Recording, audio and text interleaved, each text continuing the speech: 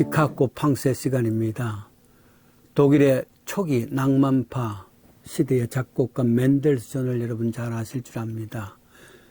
피아노로 그리고 또 작곡가로 천재 음악가로 유명하지요.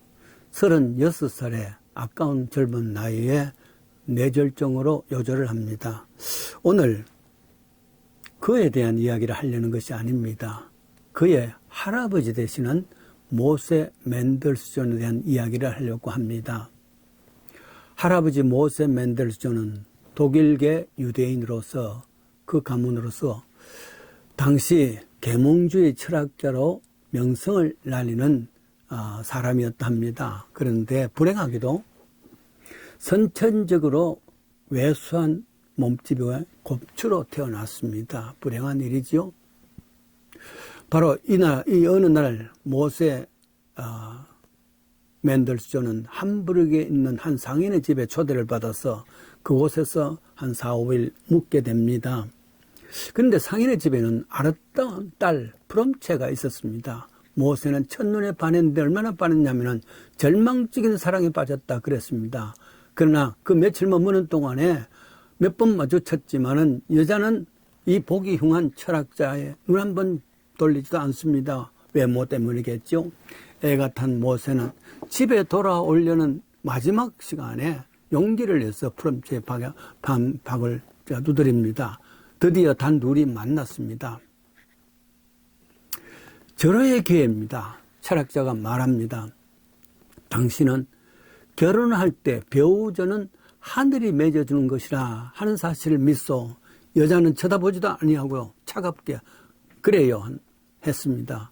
모세는 이어서 한 남자가 세상에 태어나는 순간 신에게 장차 그의 신부가 될 여자를 정해주지요.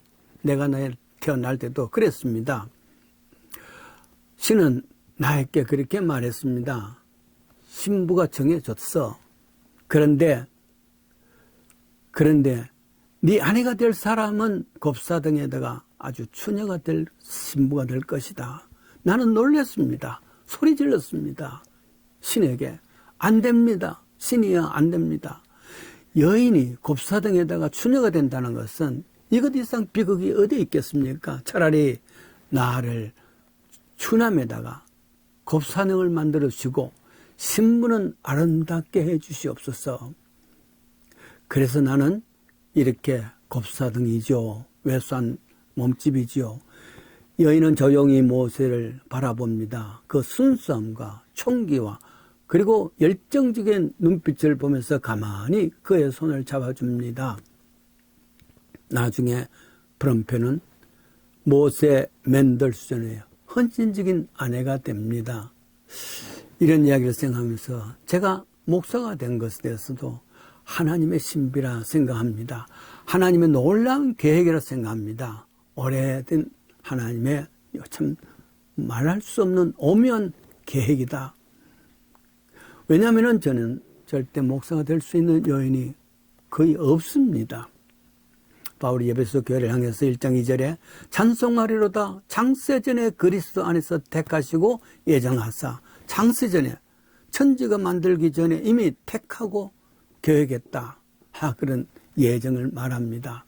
그것은 그렇다고 해서 운명론이라든지 혹은 아니면은 숙명자는 아닙니다. 여러분 무당과 기독교의 차이는 무당은 하늘의 뜻이 있다 할지라도 이 땅에서 굿을 통해서 부적을 통해서 아니면 무슨 다른 여러 가지 양법을 통해서 하늘의 마음을 바꿀 수 있다고 생각합니다. 저주를 내릴 수밖에 없었던 계획이 있다 할지라도 이 땅에서 굿을 통해서 바꾸는 것, 그게 무당입니다. 그러나 기독교는 하나님의 뜻을 바꾸는 것이 아니라 이 땅에 있는 내가 뜻을 바꾸는 겁니다. 하나님께서 계획한 것이 있다면 거기에 맞추어서 내가 순종하고 그 계획이 이 땅에 이루어지도록 내가 복종하는 것, 그것이 다릅니다. 강모 목사의 안수식 때 있었던 이야기를 간증으로 읽었습니다. 강 목사가 아주 어릴 때는 시골에서 농사 짓는 엄마 아빠, 그래서 참 어렵게 살았다 그랬습니다. 그런데 어느 여름 큰 비로 홍수로 집이 떠내려가는 상황이 되었습니다. 아버지는 한쪽에는 아기를 안고 다른 한쪽에는 부인의 저고리를 꽉 잡고 필사에 살해를 당해서 헤엄을 쳐 나옵니다. 점점 물살이 참 악해지면서 어렵게 힘이 빠지기 시작했단 말이죠. 이때 부인이 말합니다. 이러다가는 우리 셋이 다 죽소. 나를 놓아주시오. 그리고 아들만이라도 살려주세요. 소리쳤지만 남편은 자신의 저고리를 꽉 잡고 있단 말이죠. 드디어 여인은 자기 저고리를 적삼을 벗어버렸습니다. 그리고 세찬 물결에 떠내려가면서 나중에 이 아이가 크거든 꼭 목사가 되게 키워주십시오 하고 황토물과 함께 떠내려가 버렸습니다. 마지막 음성이었죠.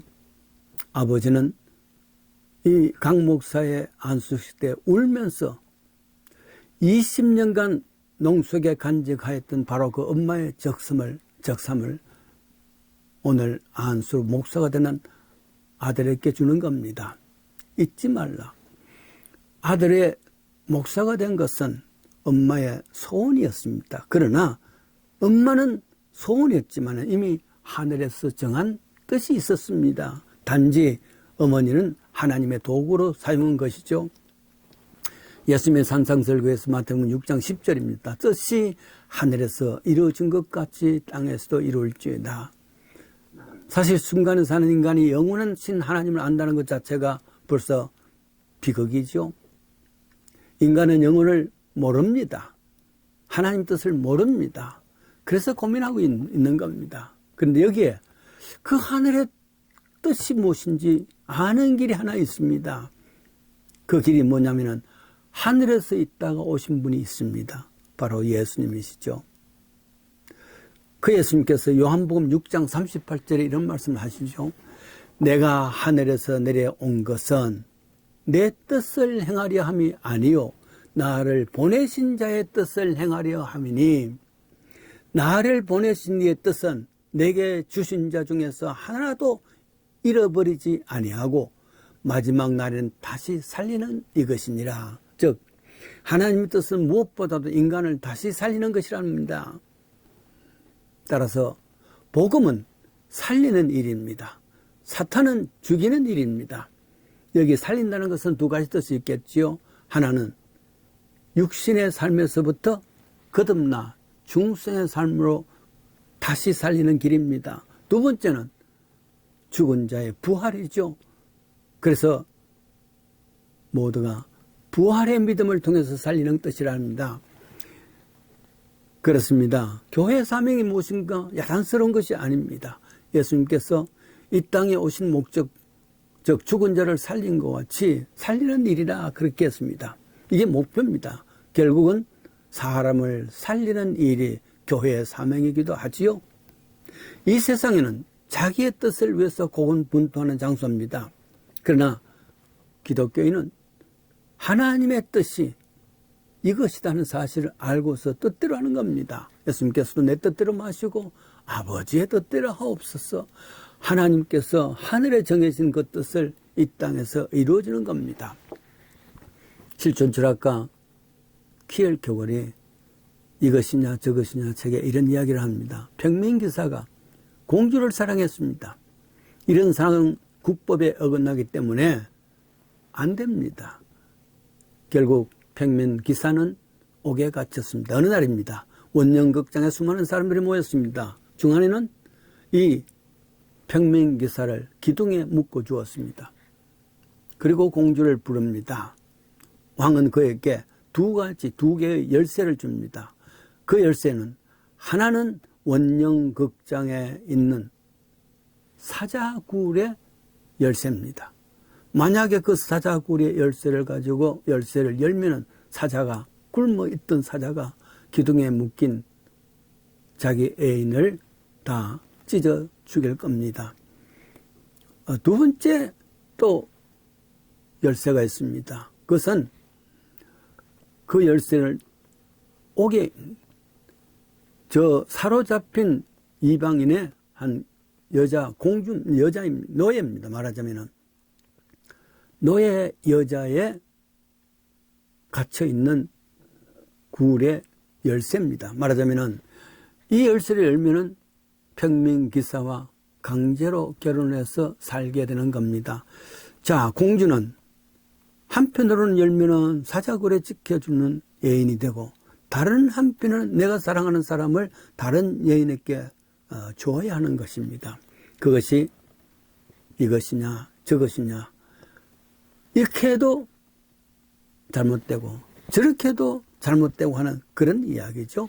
말하자면 이 땅에서 일어나는 모든 일들은 다 이와 같이 이것이냐 저것이냐 결국 선택하는 것, 믿음은 선택입니다. 결단입니다.